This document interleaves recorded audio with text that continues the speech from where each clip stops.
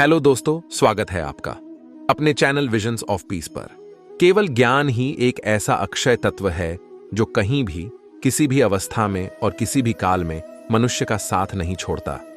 श्री कृष्ण कहते हैं कि युद्ध हो या जीवन सफलता केवल 3 शस्त्रों से प्राप्त होती है: धर्म, धैर्य और साहस।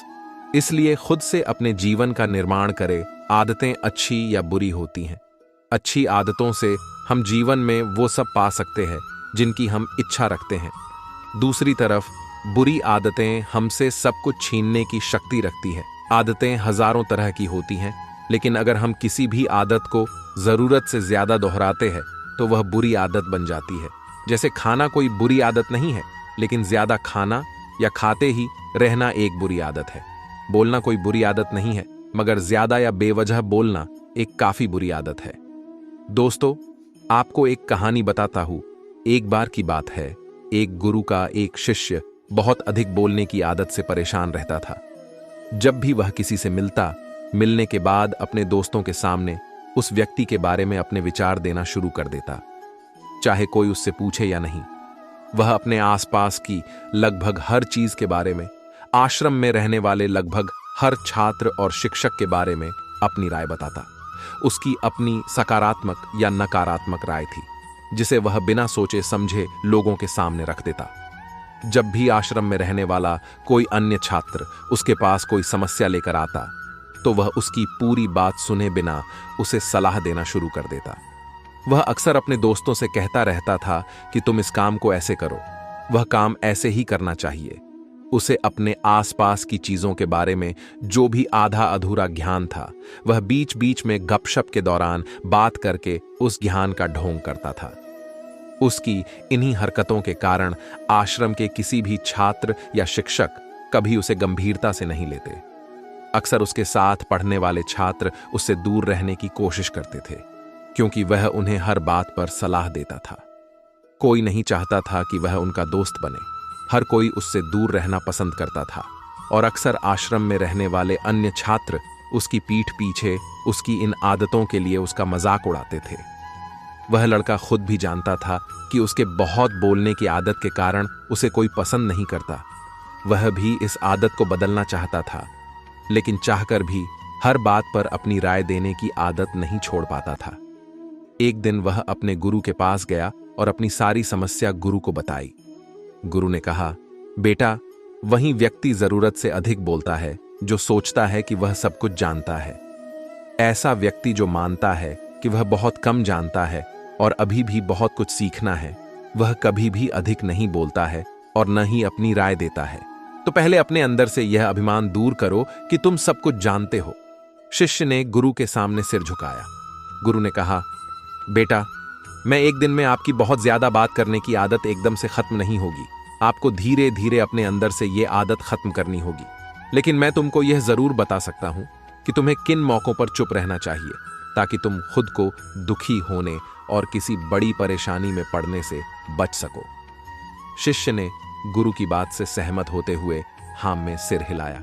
गुरु ने कहा, बेटा, इन 5 अवसरों पर प्रत्येक व्यक्ति को अपना मुंह बंद रखना चाहिए। नंबर 1, जब आपको लगे कि आपकी बातों से कोई आपकी भावनाओं को नहीं समझ सकता, तो उस समय आपको चुप रहना चाहिए।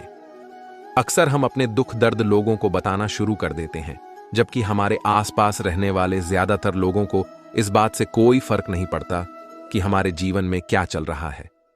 हर व्यक्ति को केवल अपनी परवाह है। वह केवल अपने बारे में बात करना चाहता है।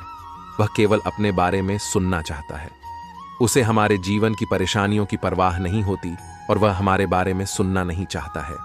वह आपकी दुखद कहानी 1 या 2 बार सुन सकता है, लेकिन उसके बाद वह आपसे दूर भागना शुरू कर देगा, क्योंकि कोई भी दुखी होना पसंद नहीं करता है। किसी को भी एक उदास और असहाय व्यक्ति के साथ नहीं चाहिए होता है। इसलिए अपने कुछ करीबी दोस्तों और परिवार के अलावा किसी को भी अपनी परेशानी कभी न बताएं, क्योंकि अक्सर वे आपकी बातों को समझने के बजाय उनका मजाक उड़ाते हैं। नंबर 2, जब आपको नहीं पता कि किसी विशेष अवसर पर क्या कहना है, या आपको किसी विशेष घटना के बारे में केवल आधा अधूरा ज्ञान है, तो ऐसे अवसर पर भी आपको चुप रहना चाहिए। ऐसा व्यक्ति जो आधा अधूरा ज्ञान होने के बाद भी उस विषय पर बात करता है वह अक्सर उपहास का पात्र बन जाता है। ऐसे व्यक्ति को कोई भी गंभीरता से नहीं लेता है। केवल वही व्यक्ति अपनी बात प्रभावी ढंग से रख सकता है जिसे उस विशेष घटना या विषय का गहरा ज्ञान हो। इसलिए यहां वहां से प्राप्त आधी अधूरी जानकारी के आधार पर कभी भी लोगों को समझाने की कोशिश नहीं करनी चाहिए। नंबर 3, गुरु ने कहा, जब कोई व्यक्ति आपके सामने किसी तीसरे व्यक्ति की बुराई कर रहा हो तो ऐसी स्थिति में आपको चुप रहना चाहिए। आपको कभी भी ऐसी नकारात्मक बातचीत का हिस्सा नहीं बनना चाहिए, क्योंकि आज वह व्यक्ति जो कर रहा है, आपके सामने किसी तीसरे व्यक्ति की बुराई कल किसी और के सामने आपकी भी बुराई करेगा। और इस बात की अधिक संभावना है कि आज आपने जिस तीसरे व्यक्ति की बुराई की है उसे भी इस बात का पता चल जाता तो आप पर ही मुसीबत आ सकती है। इसलिए जब भी कोई किसी दूसरे व्यक्ति की बुराई करे या उसके गलत समय का मजाक उड़ाए तो आपको बस उसकी बात सुननी है, अपनी कोई राय नहीं देनी है। अगर आप ऐसा करें तो भविष्य में आपके लिए समस्याएं खड़ी हो सकती हैं।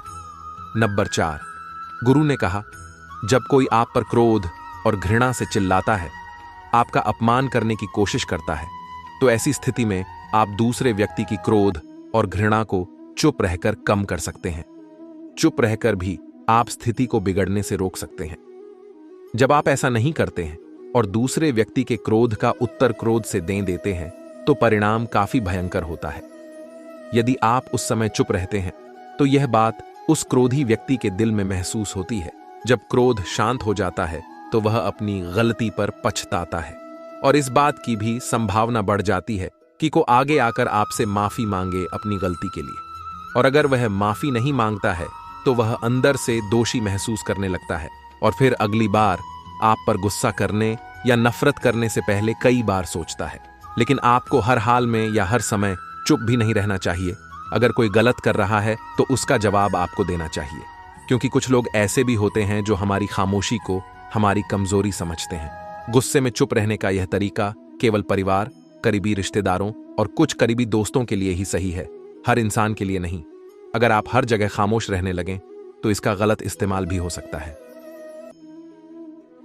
नंबर 5, गुरु ने आगे कहा, जब कोई व्यक्ति अपने जीवन की कोई दुखद घटना या अपने जीवन की परेशानी साझा कर रहा हो, ऐसे में आपको चुप रहना होगा और सिर्फ उसकी बातों को सुनना होगा। ज्यादातर लोग ऐसे हैं कि उनके सामने किसी ने उनकी समस्या सुनाई नहीं कि उन्होंने समाधान देना शुरू कर दिया। हालांकि जब कोई व्यक्ति अपनी समस्या हमारे साथ साझा कर रहा है तो वह हमसे किसी सुझाव की उम्मीद नहीं करता है, वह चाहता है कि हम उसकी बात ध्यान से सुनें। क्योंकि जब हम उनकी बात सुनते हैं उस व्यक्ति को आंतरिक शांति मिलती है, उसे लगता है कि कोई मेरी बातों को समझता है। अधिकांश समय जब लोग अपनी समस्याओं को हमसे साझा करते हैं तो वे हमें केवल अपनी बात बताना चाहते हैं। वे हमें से किसी भी प्रकार की सलाह नहीं चाहते, क्योंकि वे पहले से ही सभी तरह की सलाह जानते हैं जो हम उन्हें देने जा रहे हैं। मुसीबत के समय किसी व्यक्ति को सांत्वना देने का सबसे अच्छा तरीका उस व्यक्ति की बात को ध्यान से सुनना है।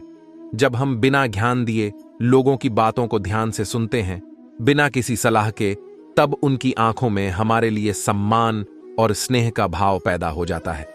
उन्हें लगता है कि हम अधिक गंभीर, बुद्धिमान और शांत दिमाग वाले लोग हैं। इसलिए अब जब भी कोई अगली बार आपको अपनी समस्या बताए तो बस उसकी बातों को ध्यान से सुनें और जब तक वह आपसे न मांगे उसे किसी प्रकार की सलाह न दें। गुरु ने कहा, मेरी एक बात हमेशा याद रखना, जब आप कम बोलते हैं तो लोग आपकी ओर अधिक आकर्षित होते हैं कि आप कौन हैं और आप क्या सोचते हैं। शिष्य ने हां में सिर हिलाया। शिष्य अब गुरु के शब्दों को समझ गया था कि किन परिस्थितियों में उसे चुप रहना चाहिए। उसने यह भी सीखा था कि कम बोलने से वह आश्रम में अपनी प्रतिष्ठा वापस पा सकते हैं। उसने गुरु को धन्यवाद दिया और वहां से चला गया। आज के लिए इतना ही दोस्तों, धन्यवाद।